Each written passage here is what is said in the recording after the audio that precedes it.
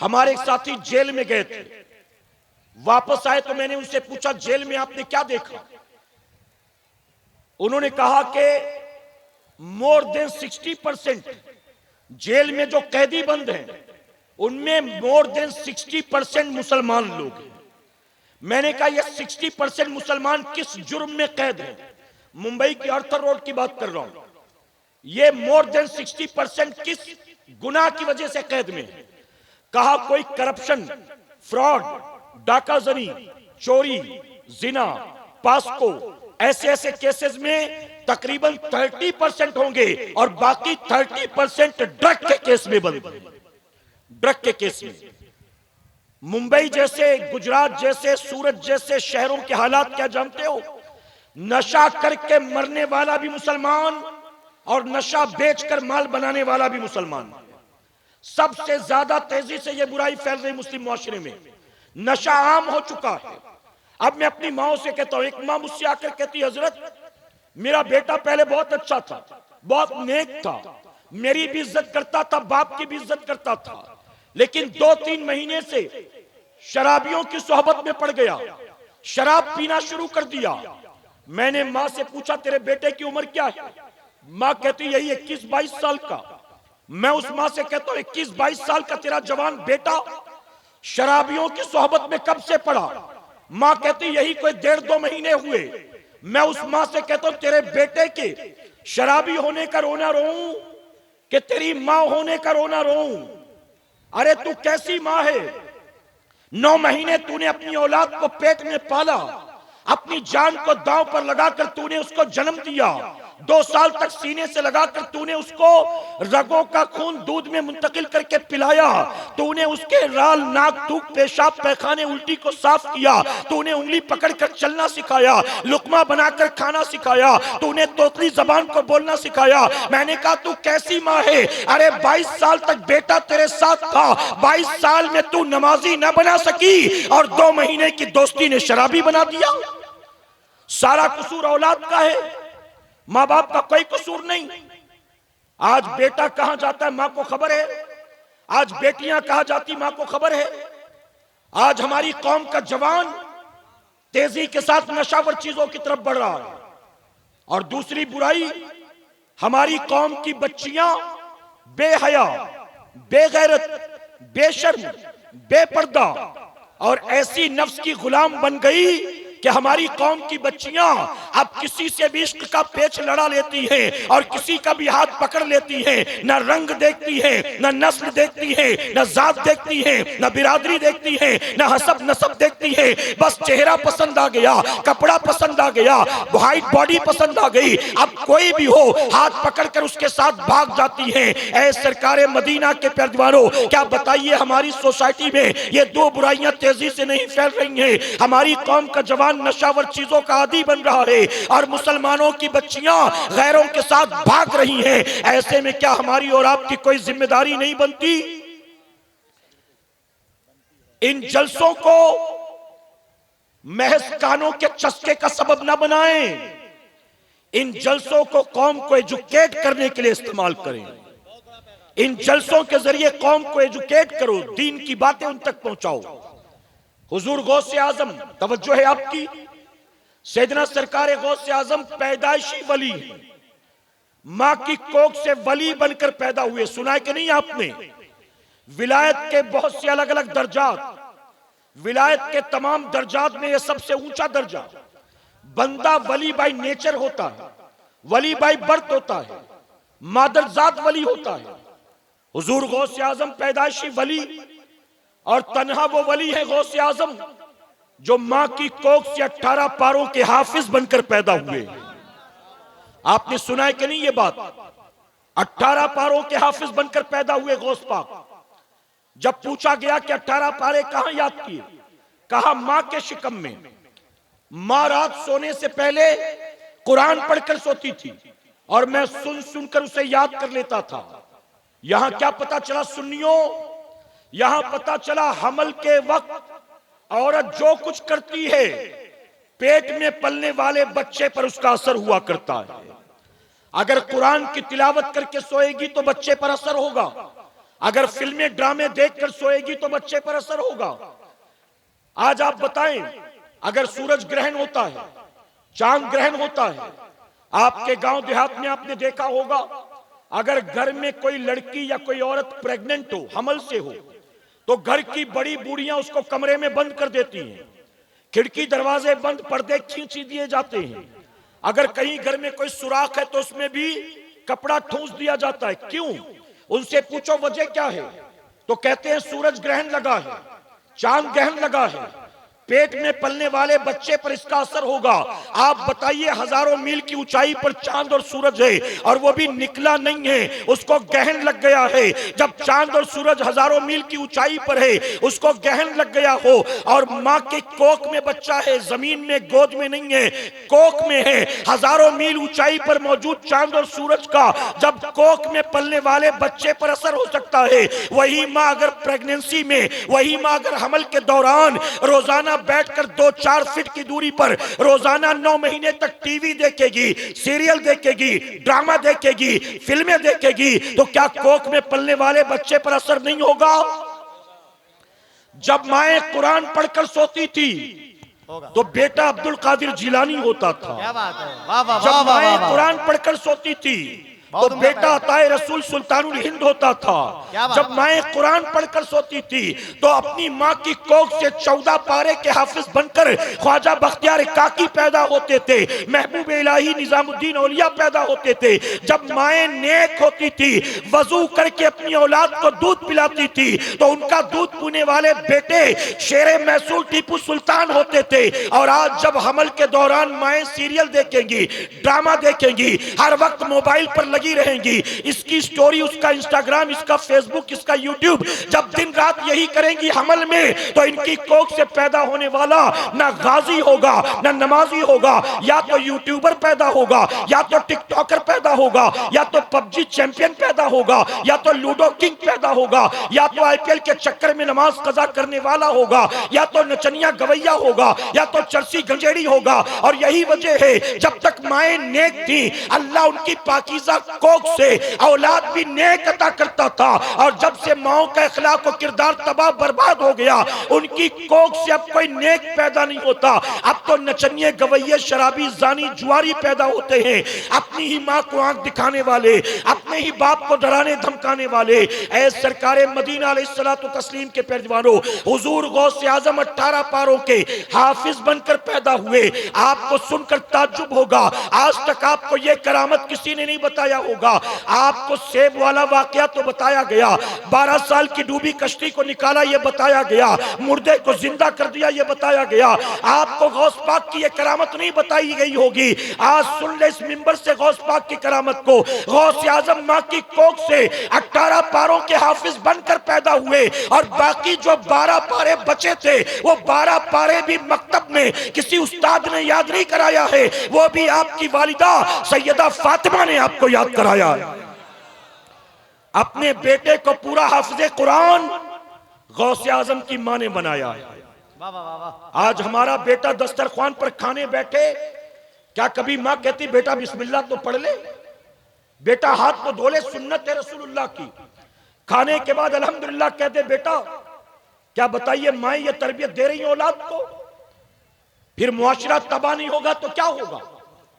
गौसे आजम ने 18 साल की उम्र तक, तवज्जो है ना आपकी? अब मैं 10 मिनट में अपनी बात मुकम्मल करता हूं। बातें बहुत सारी हैं, एक महफिल में सब कुछ बयान करना मुमकिन नहीं। 10 मिनट का मौका मुझे और दे, इजाजत है आपकी? हुजूर गौसे आजम शहर जिलान में 18 साल की उम्र तक तालीम हासिल करते रहे। 18 साल के हुए मां से इजाजत लेकर शहर बगदाद गए। बगदाद के मदरसे अरबिया निजामिया में 8 साल मजीद तालीम हासिल की। गौसे आजम ने 26 साल तक तालीम हासिल की है। कितने साल तक? 26 साल तक।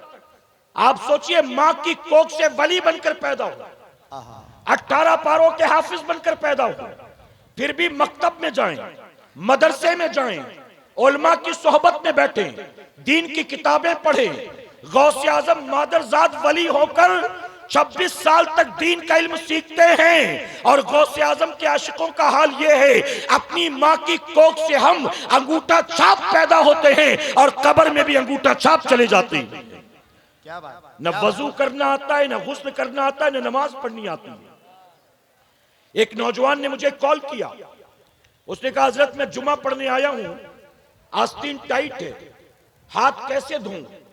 मैंने कहा दोनों हाथों का कोनी समेत धोना वजू में फर्ज। तवज्जो है ना आपकी? दोनों हाथों का कोनी समेत धोना वजू में फर्ज। उसने कहा हजरत आप समझे नहीं, आस्तीन टाइट है, ऊपर चढ़ नहीं रहे। मैंने कहा तुम समझे नहीं, आस्तीन टाइट हो या लूज हो, कोनी समेत धोना फर्ज है। उसने कहा कैसे धोऊं? मैंने कहा मेरे पास शॉर्टकट नहीं है। कैसे धोऊं? मैंने कहा मेरे पास शॉर्टकट नहीं, जो पहना है उसको उतार दे और उतार कर दो। कहता मस्जिद में हूं, उतारना मुमकिन नहीं। मैंने कहा हफ्ते में एक बार 2 रकात पढ़ना है, कम से कम जुमा के दिन तो ढंग के कपड़े पहनकर घर से निकला कर। जुमा के दिन तो ढंग के कपड़े पहन। जुमा के दिन भी आएंगे नमाज पढ़ने जींस टी शर्ट पहनकर, और वो भी ऐसा कपड़ा पहनेंगे। भैया आप बैठे रहे ना, आप बैठे रहे, आप सब बैठे रहे। देखिए मैं देख रहा हूं शुरू से अदब के ये जो सामने बैठे ना बहुत तवज्जो से सुन रहे हैं आप। बिल्कुल बिल्कुल। ये मुझे लगता है कि जो शौक रखने वाले हैं, जो शऊर रखने वाले हैं, वो सब आगे आकर बैठे हुए माशाअल्लाह। बिल्कुल बिल्कुल। अल्लाह आप सबको इसका बेहतर अजर अता फरमाए। आमीन सुम्मा आमीन। आप बैठे सुने। देखिए सैयद साहब आ जाएंगे तो मेरी तकरीर तो मुकम्मल हो जाएगी ना उससे पहले, तो इसलिए मैं नहीं चाह रहा हूं कि ये डिस्टर्बेंस में टाइम वेस्ट हो। मैं अपनी बात मुकम्मल करने चला हूं। गौसे आजम 26 साल तक दीन सीखे, क्या हम गौसे आजम की मोहब्बत में दीन नहीं सीख सकते हैं? जी, दीन सीखने की कोशिश करो, उलमा का एहतराम करो, आइम्मा का एहतराम करो, हुफ्फाज इकराम का एहतराम करो और दीन सीखने की कोशिश करो। दीन के मामले में कोई कोताही, कोई काहली, कोई सुस्ती, कोई टाल मटोल, कोई बहानेबाजी नहीं। दीन सीखो ताकि मौत आने से पहले कम से कम हम इस काबिल हो जाएं कि कुरान सही से पढ़ सकें, नमाज सही से पढ़ सकें, गुस्ल सही से कर सकें। मेरे प्यारे आका के प्यारे दीवानों, अब आखिरी बात दर्ज करूंगा, इजाजत है आपकी? गौसे आजम फरमाते हैं, इसे याद रखना जाने से पहले, गौसे आजम फरमाते बेनमाजी को मुसलमान के कब्रिस्तान में दफन मत करो। बेनमाजी को मुसलमानों के कब्रिस्तान में दफन मत करो। आप बताइए बेनमाजी, जिस बेनमाजी से गौस पाक को इतनी नफरत कि मुसलमान के कब्रिस्तान में दफनाना भी पसंद नहीं करते, उस बेनमाजी की नियाज गौस पाक कबूल कर लेंगे? उस बेनमाजी का नारा गौस पाक कबूल कर लेंगे?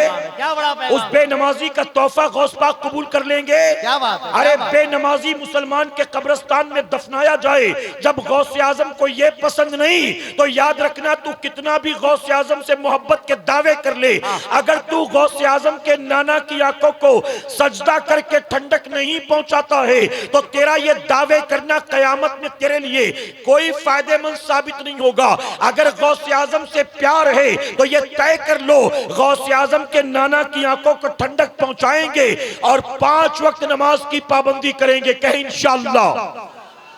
आपने वो वाकया सुना होगा, गौसे आजम की बारगाह में एक मुरीद आया, गौसे आजम की बारगाह में एक मुरीद आया, बेबरकती की शिकायत की।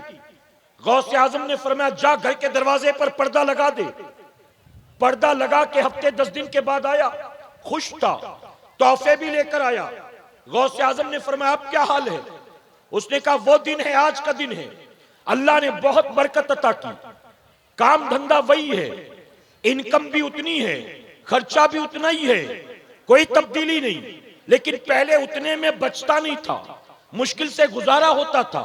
अब उतने में ही अल्लाह ने बहुत करम किया, बहुत बरकत अता की। फिर जानते हो मुरीद ने क्या पूछा, आपने ये सुन रखा होगा लेकिन इसके पर्दे में जो मोती छुपा है वो बयान करता हूं।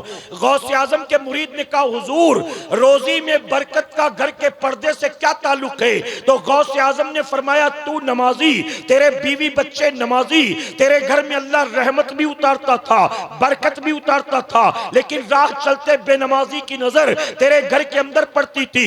बेनमाजी की निगाहों की नहुसत की वजह से तेरे घर से बरकत उठा ली जाती थी। अब तूने दरवाजे पर पर्दा लगा दिया, ये शील्ड है, ये ढाल है, ये दीवार है। अब किसी बेनमाजी की नजर तेरे घर के अंदर नहीं पड़ती, इसलिए बरकत उठाई नहीं जाती। ऐ सुन्नियों, इस वाक़े से आपको क्या पता चला? पता चला कि एक पूरा घर जो है नमाजियों से भरा पड़ा हो, घर के तमाम अफराद नमाजी हो, लेकिन रात चलते किसी बेनमाजी की उस नमाजियों के घर में नजर पड़ जाए तो बेनमाजी की नजर इतनी नहुसत वाली होती है, बेनमाजी की नजर इतनी नापाक और गंदी होती है कि नमाजियों के घर में अगर बेनमाजी की नजर पड़ जाए तो नमाजी के घर से बरकत उठा ली जाती है। अब बताइए, नमाजियों के घर में अगर बेनमाजी की नजर पड़े तो नमाजी के घर से बरकत उठा ली जाए। हमारा तो घर घर बेनमाजी से भरा पड़ा हुआ है। हमारे खानदान में सारे बेनमाजी, हमारे इलाके में गांव में सब बेनमाजी। अगर घर में 68 साल का बुढ़ा बाप नमाजी है भी तो 3 बेटे बेनमाजी, तीनों की बीवियां बेनमाजी, तीनों के बच्चे बेनमाजी। एक बुढ़ा नमाज पढ़ के खींच खाच के बरकत लाता भी है तो उसके घर में 11 आदमी नहुसत के लिए बैठे हुए। 58 साल की बुढ़िया नमाजी है भी तो सारे बेटे बहुएं बेटियां सब बेनमाजी। बुढ़िया बेचारी सजदे कर करके बरकत लाती भी है तो घर में 13 आदमी बैठे नहुसत और नापाकी के लिए। और उसके बाद कहते हजरत दुआ करे अल्लाह बरकत अता फरमाए, हजरत दुआ करे। मुझे कई लोग मिलते कहते हजरत सऊदिया में 20 साल रहा, सब कुछ छोड़ छाड़ के 20 साल सऊदिया में रहा, 20 साल कमा कर सिर्फ बच्चों को खिलाया पढ़ाया, अलावा इसके कुछ नहीं कर सका, एक घर नहीं बनवा सका। मैं 20 साल सऊदी में रहा लेकिन एक घर नहीं बनवा सका। मैंने कहा जानता इसकी वजह क्या है? उसकी वजह कि तू वहां 8 घंटे नहीं 12 घंटे नौकरी करता था, कभी कभी सीजन में ओवर टाइम भी कर लेता था। तू वहां से कमा कर भेज रहा था, लेकिन तेरे घर में जो बेनमाजी भरे पड़े थे ना, उन बेनमाजियों की वजह से तेरी हलाल कमाई से भी अल्लाह बरकत उठा ले रहा था। मेरे प्यारे आका के प्यारे दीवानों, इस महफिल पाक से पैगाम लेकर जाएं, दर्स लेकर जाएं। महज रस्म रिवाज वाले सुन्नी ना बने, इल्म और अमल वाले सुन्नी बनने की कोशिश करें। बहुत बड़ा पैगाम। इन जलसों को कानों के चस्के का सबब ना बनाएं, इन जलसों को महज भीड़ भाड़ जमा करने का जरिया ना बनाएं, इन जलसों को सिर्फ कमेटी का नाम चमकाने का सबब न बनाएं, इन जलसों को सिर्फ बड़े बड़े मुकर्रिरीन को बुलाकर यह बताने का जरिया ना बनाए कि मैंने तो इसको बुलाया, तुमने किसको बुलाया। सिर्फ ये सारी चीजें नहीं होनी चाहिए, इन जलसों को दीन सीखने का जरिया बनाए। अल्लाह अपने हबीब पाक के सदके हमें आपको सबको कहने सुनने से ज्यादा अमल की तौफीक अता फरमाए। एक बार दुरूद शरीफ पढ़ लें।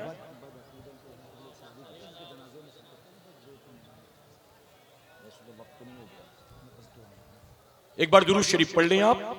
अल्लाहुम्मा सल्ली अला मुहम्मद व आलिही अल्फ अल्फ मर्रा। मेरे प्यारे आका अलैहिस्सलातु तस्लीम के प्यारे दीवानों, जहां से मैंने बात शुरू की थी फिर वहीं ले जाकर खत्म करूं, मुझे हुक्म दिया गया है। तो मैंने सबसे पहले क्या बात बताया था कि उठते बैठते रब का शुक्र अदा करो। अल्लाह ने हमें अहले सुन्नत वल जमात में पैदा फरमाया है, कहे अल्हम्दुलिल्लाह। और मैं उलमा की मौजूदगी में एक बात कहूंगा, गौर से सुनिएगा।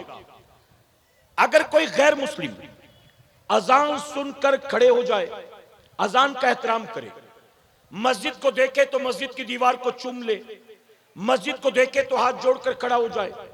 अगर कोई गैर मुस्लिम औरत मगरिब के बाद फजर के बाद बच्चे को गोद में लेकर इमाम साहब से दम करवाने के लिए आए, अगर कोई अल्लाह के वली के उर्स में गैर मुस्लिम पहुंचे, चादर चढ़ाए, दुआ भी मांगे, मन्नत भी मांगे, ये सब कुछ करे, आप बताइए ये सब कुछ करने के बाद क्या वो मुसलमान बन जाएगा? जी, मुसलमान बनेगा? नहीं। ये सब कुछ करने के बाद भी वो रहेगा वही का वही जो उसका मजहब है। मजार चूम लेने से मुसलमान नहीं बनता, मस्जिद की दीवार को चूम लेने से मुसलमान नहीं बनता, पानी दम करा के पिला लेने से मुसलमान नहीं बनता, वो मुसलमान नहीं बनेगा। लेकिन तुम उलमा से पूछो अपने बारे में, अगर तुम किसी बुत के सामने एक सेकंड के लिए खड़े हो जाओ अकीदत और मोहब्बत में, तुम्हारा ईमान बचेगा? अगर मान लीजिए वालिद साहब बीमार हैं, आपने दुआ भी की, आपने मन्नत भी मांगा, आपने चादर भी चढ़ाई, लेकिन आराम नहीं हुआ। आपका कोई ईसाई दोस्त है, क्रिश्चियन दोस्त है, वो कह रहा है मैं जा रहा हूं फला चर्च पर सैटरडे के दिन या संडे के दिन, मैं फला चर्च में जाने वाला हूं, तुम्हारे बाप की तरफ से लाओ 50 रुपए दो, एक मोमबत्ती जला देता हूं, हो सकता है कि तुम्हारे अब्बा को आराम हो जाए।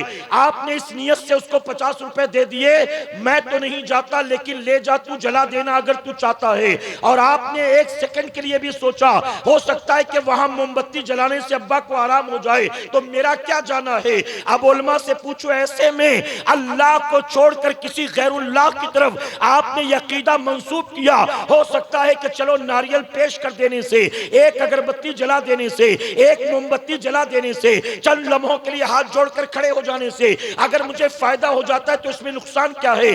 उलमा से पूछो क्या शरीयत ने इस बात की इजाजत दी है? मैं फतवा नहीं देता, लेकिन मैं पूछता हूं क्या शरीयत ने इस बात की इजाजत दी?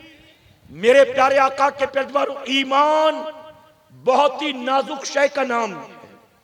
मेरे नबी ने मिसाल देकर फरमाया था, कयामत की निशानियों में से यह भी एक निशानी है, तलवार की तेज धार पर चलना आसान होगा, ईमान बचाना मुश्किल हो जाएगा। आग को हथेली पर लेकर चलना आसान होगा, ईमान बचाना मुश्किल हो जाएगा। आप बताइए, आग को हथेली पर लेकर चलना आसान है? आसान है? नबी ने फरमाया ये आसान, ईमान बचाना इससे मुश्किल। और बता दूं मैं आपको, अब बात आई है तो ये उलमा भी सुन लें।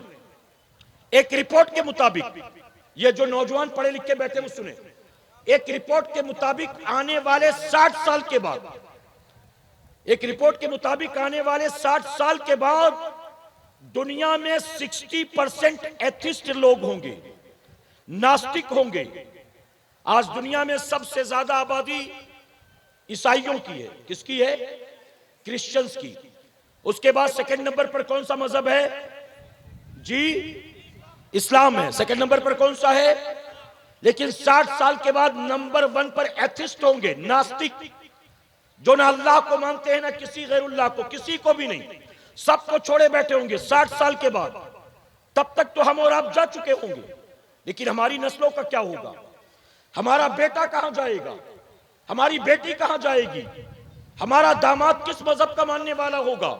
हमारे घर आने वाली बहू किस मजहब की मानने वाली होगी? आप जानते हैं यहां उलमा मौजूद है, मैं एक बात अर्ज करूं।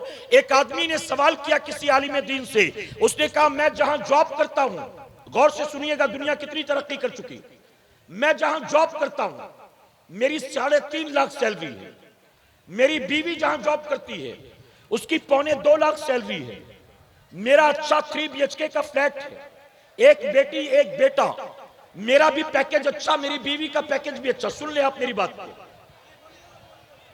मेरा भी पैकेज अच्छा, मेरी बीवी का पैकेज भी अच्छा। ये ऐसा ना करें आप, ऐसा ना करें, बिल्कुल गलत है मेरे भाई, ऐसा ना करें आप। इस वक्त कैमरे लगे हुए हैं, पूरी दुनिया आपको देख रही है, कैमरे लगे हुए हैं, पूरी दुनिया आपको देख रही है। कोई ये ना कह सके कि रायगंज और इस इलाके में लोगों ने उलमा के साथ इस कदर बदतमीजी की है, बदअखलाकी पेश की है।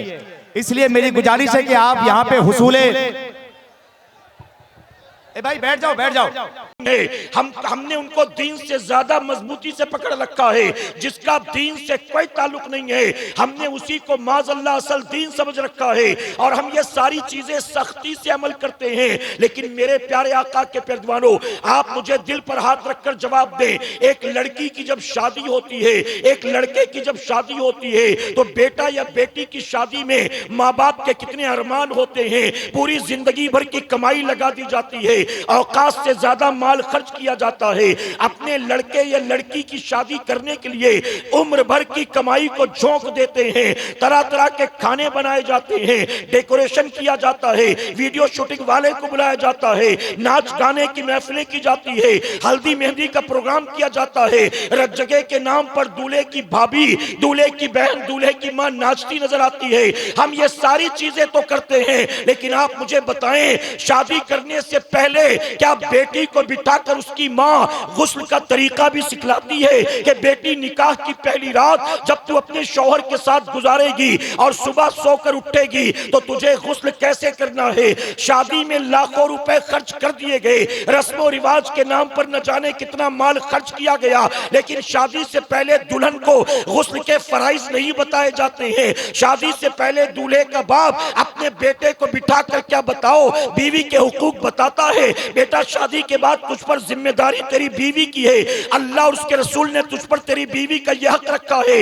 ऐ सरकारे मदीना के पैरवानों, मैं बहुत माजरत के साथ कहूंगा, आज अगर सोसाइटी का जायजा लें तो हमें यह कहना पड़ेगा, आज हमारे इलाके में, आज हमारी आबादियों में कई मियां बीवी आपस में मियां बीवी बनकर रह रही हैं, जबकि उन्हें खुद भी पता नहीं है 6 महीने पहले उनका तलाक हो चुका, 1 साल पहले उनका तलाक हो चुका। उनकी जबान से निकलने वाली बकवास की वजह से, उनकी उल्टी सीधी हरकतों की वजह से उनका निकाह जाता रहा, उन्हें खबर भी नहीं है और वह बीवी के साथ मियां बीवी बनकर रह रही हैं। ऐ सरकारे मदीना के पैरवानों, इस मजमे में अगर आप लोगों को उठाकर पूछे, कोई 3 बच्चे का बाप होगा, कोई 2 बच्चे की मां होगी, कोई 5 बच्चे का बाप होगा, कोई 6 बच्चे की मां होगी, ये जो 5-5, 6-6, 7-7, 8-8 बच्चों के माँ बाप बन चुके हैं, इनमें से किसी एक को खड़ा करके अगर पूछा जाए गुस्ल में कितनी बातें फर्ज हैं और गुस्ल फर्ज किन बातों की वजह से होता है, जवाब मालूम नहीं है। अगर किसी एक को खड़ा करके पूछा जाए तुम पर अल्लाह ने तुम्हारी औलाद का क्या हक रखा है, हम 4-5 बच्चों के बाप बन गए, हमें औलाद का हक ही नहीं मालूम है, हम शादी करके शौहर तो बन गए, हमें बीवी का हक ही नहीं मालूम है, हम खुद जवान बेटे बन गए, हमें माँ बाप का हक ही नहीं मालूम है। ऐ सरकारे मदीना के पैरवानों, इस वक्त मुस्लिम मुआशरे में, ये बात मैं पूरे हिंदुस्तान में कह रहा हूँ, इस वक्त हमारी सोसाइटी में सबसे ज्यादा तेजी के साथ 2 बुराइयां फैल रही हैं, और वो 2 बुराइयां कौन सी है? ऐसे तो सैकड़ों बुराइयां हैं, झूठ बोलना हमारे यहाँ आम है, गीबत करना हमारे यहाँ आम है, नमाज छोड़ना हमारे यहाँ आम है, जुम्मा की 2 रकात जिस इमाम के पीछे पढ़ते हैं पूरे हफ्ते उसी इमाम को गालियां देते हैं, हमारे यहाँ ये चीज आम हो चुकी है। ऐ सरकारे मदीना के पैरवानों, ये सारी चीजें हमारी सोसाइटी में आम है। उसके अलावा 2 बुराइयां इस वक्त बहुत तेजी से हमारी सोसाइटी में फैल रही हैं, और जानते हैं वो 2 बुराइयां कौन सी है? आप बैठे रहे, क्यों खामखा परेशान हो रहे हैं? अभी कोई नहीं आया, अभी कोई नहीं आया, ये खामखा डिस्टर्ब करने वाले एलिमेंट्स पता नहीं कहां से आ जाते हैं। थे कमेटी के, इन्होंने दौड़ा है तब लोग उठे हैं जी। ये कमेटी के जो बच्चे हैं एक तरह के कपड़े पहने बिल्ला लगाकर, इन्हीं की गलती है। नाजिम साहब ने कहा ना जी, ये जो नाजिम साहब ने शुरू में कहा था ना, मेरा भी तजुर्बा यही है, सबसे ज्यादा डिस्टर्ब जो है ना कमेटी वाले ही करते हैं। वो इंतजाम के नाम पर बदनजमी खुद ही करते हैं वो लोग। अब मैं भी आ रहा था, मैं खामोशी से आ जाता, लेकिन यही दौड़ दौड़ के धक्के मार रहे थे, वरना अगर आप हंगामा नहीं करें तो आदमी चुपचाप आ सकता है, लोग डिस्टर्ब नहीं करते। बिल्कुल सही है। आप हंगामा बपा करेंगे तो लोग डिस्टर्ब होते हैं, समझे? वरना अगर चुपचाप गाड़ी से उतर कर आए ना, मैं जानता हूं कोई डिस्टर्ब नहीं करता है, मैंने देखा है। लेकिन जहां कमेटी वाले राइट दौड़ेंगे, लेफ्ट दौड़ेंगे, हंगामा बपा करेंगे, पब्लिक भी परेशान हो जाती है। आप यहां तवज्जो दे, देखिए सैयद साहब सफर करके यहीं आए हैं, वो आएंगे तो यहीं आएंगे ना। आप रास्ते में क्या ज्यादा सवाब ले लोगे, क्या नेकी हासिल कर लोगे? धक्का मुक्की करके, कल हम रांची में थे, एक आदमी मोहब्बत में सैयद साहब की पीठ पर गिरा जोर से, और वो गिरते गिरते बच गए, और फिर वापसी में जाते वक्त हाथ में मोच आ गई। ये मोहब्बत है कोई? ये अहले बैत की या सादात की मोहब्बत है कोई?